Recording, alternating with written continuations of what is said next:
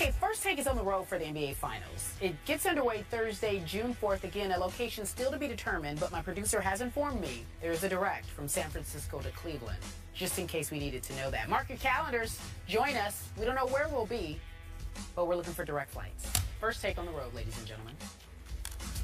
To be able just to make plays to help your team win is all that matters for me. And when we have a guy like this that was shooting the ball extremely well, who broke the game open, but also the contributions from Deli off the bench once again, and then our two bigs, both of them having double-doubles, in their time. It was big time. God bless J.R. Smith. He definitely saved us tonight with his energy and his spark off the bench. All right, in the words of Tristan Thompson, God bless one J.R. Smith. He scored all 28 of the Cavs' bench points in their win against the Hawks last night and set Cleveland's record with 8 3-pointers in a postseason game. Stephen A., can he keep doing this? No, he cannot. He can't. He'll do it sporadically. He can do it 3 out of 7 games. But he's not going to do it night in, night out, because that's not JR's game. He's very, very streaky. He explodes 1 minute, and then the next day, he's off. One game he's shooting 60%, the next game he's shooting 30. So over the course of a series, I think you can count on him sporadically to be explosive. He's a consistent threat because you never know when he can get going. But in terms of the consistency, sometimes the shot falls, sometimes it doesn't. But nevertheless, I'm really, really happy for him. I'm real proud of him. He plays hard. He's out there defending, Skip. He's not just shooting the basketball. He's actually playing some defense as well. And I give him a lot of credit for that. He obviously is not scared of the moment. I remember years ago, this was the J.R. Smith I was expecting in New York, because if you recall, they got him essentially to replace Landry Fields, and thank God for that, because Landry Fields was allergic to playing in the month of April. The minute April arrived, it wasn't April Fool's Day or anything like that, but it certainly wasn't Landry Fields' month. I can tell you that much, because he just never showed up in April. But J.R. Smith was one of those guys that he was going to be a threat. Whereas Landry Fields wouldn't even shoot the ball, J.R. Smith was letting you know unapologetically. He wasn't shy about putting it up. He's on the court, the ball is going up, win, lose, or draw. And so because you see that from him, you see a game like last night, you're reminded as to why he's so important to the Cavaliers' success, particularly in the absence of a Kevin Love, because Kevin Love can give you that perimeter shooting. Without him out there, you were going to need somebody else to step up and do that for you, so they didn't get to just key on LeBron James in terms of the opposition. And when you think about what J.R. Smith has been in New York, I got to admit to you, it's incredibly impressive, and it speaks to the greatness of a LeBron James, because he seems to be peeling out greatness from individuals on any given night. It's always somebody different that's stepping up to the plate. And you look at Iman Shumpert, the way he defends on the perimeter, he's been sensational. You look at J.R. Smith, the way he was last night, and it just makes you wonder about what the hell was going on in New York City, because you have both of these guys with Melo, and they were a shell of what we're seeing them be right now. But you got to give mad credit to J.R. Smith. He's in Cleveland. He's focused. He told me primarily is because there's not really much else to do. He was joking about that, but maybe he wasn't. That was a few months ago. But in the end, what it comes down to is that these are big moments, and J.R. Smith ain't scared of it. He's not wilting beneath the pressure. He showed up last night. The Atlanta Hawks had no answer for him until it was too late, and my hat's off to him. He deserves the praise that he's getting today. I am completely with you on this one. I'm proud of this guy for what he's done going from the Knicks to LeBron. And I agree, LeBron deserves a share of the credit for a J.R. Smith who's become incredibly valuable to this Cleveland team without Kevin Love and with a severely limited Kyrie. And again, I don't know if people have noticed, but the 4 teams left in the playoffs are the 4 teams in the NBA that most depend on and most effectively utilize the three-point shot. These are three-point shooting teams. LeBron's not a great three-point shooter, but he's the igniter of the three-point attack. And last night, like you said, hey, no stage is too big.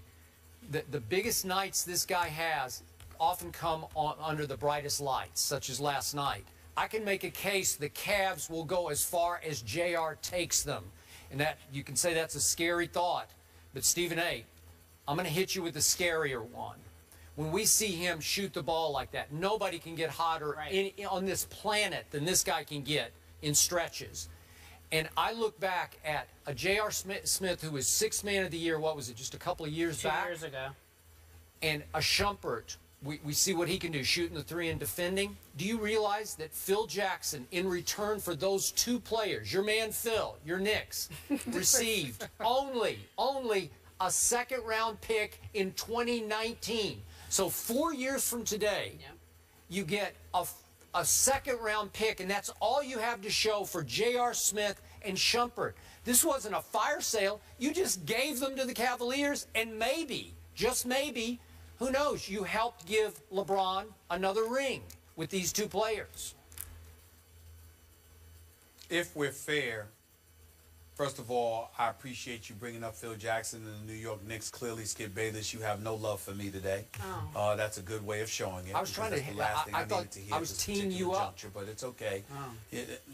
Yeah, whatever. I'm not gonna. I'm just not gonna lose it. I'm not gonna give Phil Jackson or the New York Knicks any more of my energy right now. They've already disgusted me enough this week. Okay, so we're gonna move on from them.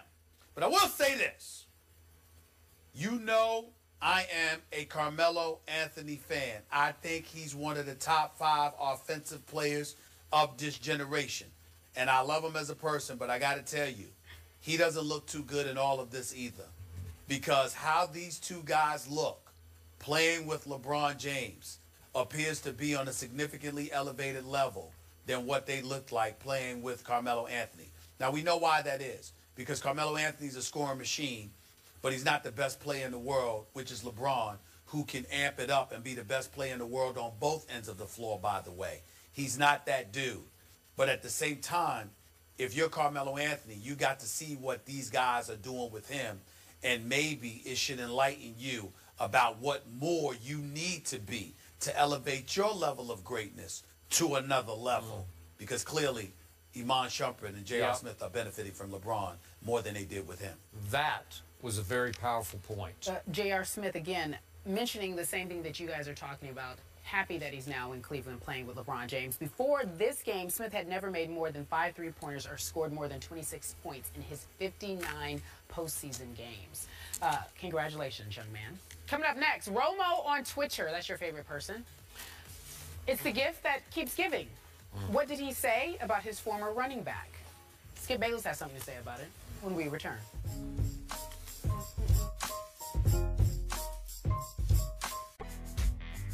Welcome back to ESPN First Take, presented by Bass Pro Shops. Take a look at this. Tony Romo tweeting, "Where have you gone, Joe DiMaggio?" It's a picture of him, DeMarco, Jason Witten, having a good time. Maybe that's Orlando in the back a little bit. We can't really tell. Skip Bayless, take a look at his tweet. Do you have a problem with that tweet? Unfortunately, I took a look at his tweet yesterday because I now follow Tony Romo, so it just flashed up before my very eyes. And Stephen A. Smith, seriously, I came very close to unfollowing Tony Romo at that moment because he continues to very publicly regret losing his friend and highly respected teammate, DeMarco Murray, to the Philadelphia Eagles. Tony, you got to give it up for the sake of the football team you are supposed to be leading right now. For those who don't know, the line that he wrote, "Where have you gone, Joe DiMaggio?" from the old Simon and Garfunkel song, Mrs. Robinson, used in the great movie The Graduate. The next line is, "A nation turns its lonely eyes to you." So Tony is turning his lonely eyes to DeMarco. How do you think that makes his current running backs feel? Darren McFadden and Ryan Williams and Joseph Randle and Lance Dunbar. It makes them feel like, we don't work for you, Tony? Move on. You have to lead this team into next year. He's an Eagle. He's a rival. Let it go. Tony, hey, I might have to let you go. What do you mean you're going to let him go? You're going to unfollow him? Yeah. Oh, okay. But he's still going to be your quarterback. I don't know. All right. You know what? You are one bandwagon jumping somebody. You know, you're unbelievable. Go man. ahead and say it. You know, you don't honor bets. Uh-oh. You don't honor bets. I don't. You make bets and then you find excuses to back out. That's right. I honored said your it. bet. You do I all wore of this that other junk. stuff. You still didn't honor the bet. You didn't wear it for 2 hours. I don't want to hear it. I don't even want to talk about it. But here's the thing, Skip Bayless. Here's the thing, Skip. Here's the thing, Skip.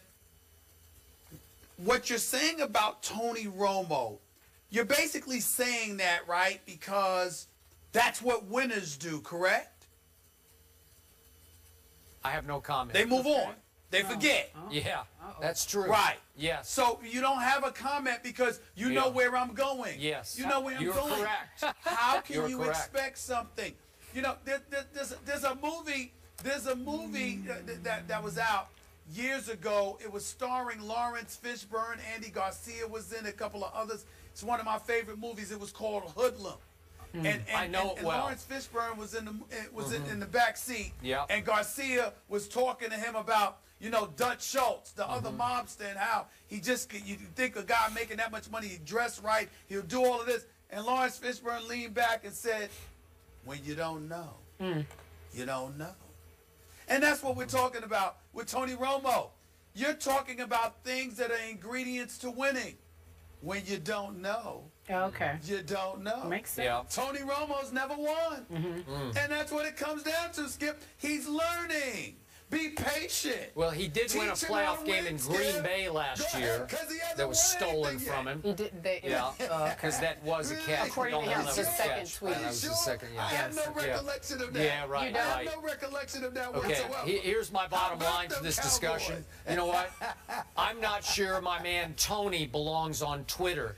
I think he's going to trip, stumble, and fall on Twitter. It's only his third tweet. I How know. can you go that far and say I he doesn't don't belong know. on Twitter? That's a bad tweet. I got to tell you, that sends the wrong message Yet to you his followed current them. teammates. Yet you followed And you them. didn't So follow what does that Stephen say A. about you? Can you follow what Stephen does A? that say about you? It tells me I shouldn't follow anybody.